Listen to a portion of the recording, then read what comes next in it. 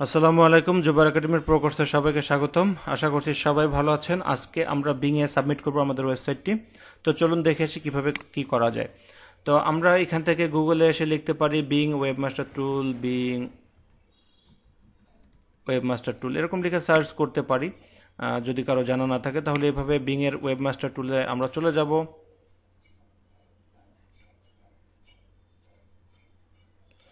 Search কনসোলে যেভাবে submit করেছিলাম ঠিক সেভাবেই আমাদেরকে এভাবে কাজ করতে হবে। গেট স্টার্ট করি। আমাদের অলরেডি জিমেইল অ্যাকাউন্টে মনে হয় বিং অ্যাকাউন্ট করা আছে। আমরা এই জিমেইলে ক্রিয়েটের মাধ্যমে দেখি ঢোকা যায় কিনা। সম্ভবত হ্যাঁ, আমাদের এখানে বিং এর একটা অ্যাকাউন্ট করা আছে। তো যদি করা না থাকতো তাহলে ওইখানে একটু নাম ঠিকানা বা কিছু তথ্যর মাধ্যমে আপনাকে এই পর্যায়ে নিয়ে আসতো এবং পরবর্তী যে পেজটা আসতো সেটা হলো এমন একটা পেজ চলে আসতো আপনাদের সামনে। তো একটা বিষয়, আপনার এখান থেকে সার্চ কনসোল থেকে আপনার কিন্তু ডাটা ইম্পোর্ট করতে পারেন। যেহেতু আমার এই অ্যাকাউন্টের সাথে আমার সার্চ কনসোল আছে, এছাড়াও কিন্তু আপনার আলাদাভাবে এখান থেকে কিন্তু করতে পারেন আর কি।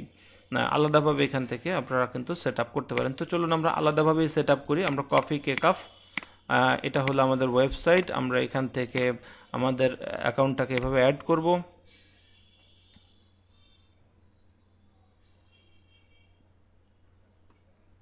পরবর্তীতে এখন আমাদেরকে এই যে HTML ট্যাগের মাধ্যমে সেট আপ করতে পারি আমরা, অথবা বিং এর এই যে ফাইলটা আমাদের মানে রুট ফোল্ডারে অর্থাৎ আমাদের সি প্যানেলে আপলোডের মাধ্যমে এটা করতে পারি। চলুন এটাকে ডাউনলোড করে আমরা সি প্যানেলে এটা আপলোড করে ফেলি। আমরা এখন এই মুহূর্তে সি প্যানেলে আছি অলরেডি, পাবলিক ফোল্ডারে, সি প্যানেলের পাবলিক ফোল্ডারে। তো এখানে এসে আমি এখানে জাস্ট আপলোড করে ফেলবো। আপলোড, এখানে এই বাটনে ক্লিক করে ডেস্কটপ থেকে আমার সেই ফাইলটা একটু খুঁজে বের করব।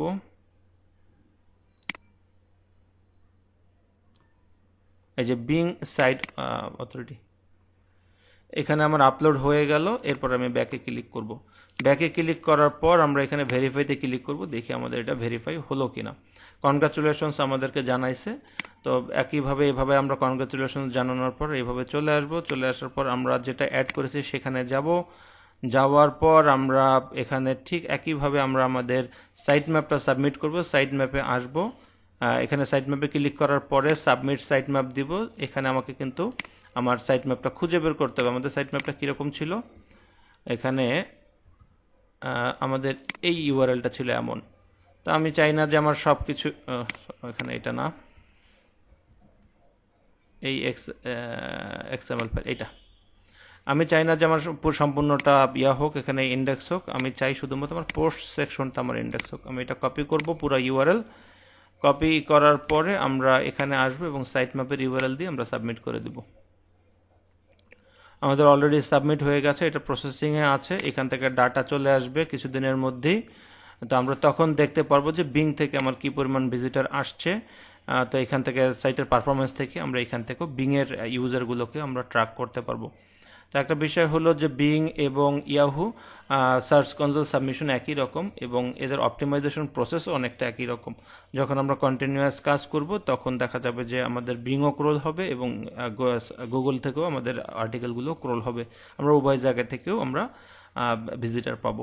আর ডাকডাকগোতে আমাদের আসলে সাবমিট করার দরকার নেই, ওখান থেকেও প্রচুর পরিমাণ ভিজিটার আসে। কারণ হচ্ছে যখন আমরা এই বিং বা ইয়াহুতে আমরা যখন কানেক্টেড থাকি বা সাবমিট করি তখন ওখান থেকে অটো ক্রল করে আমাদের অটো ভিজিটার এখান থেকে নিয়ে আসে আর কি।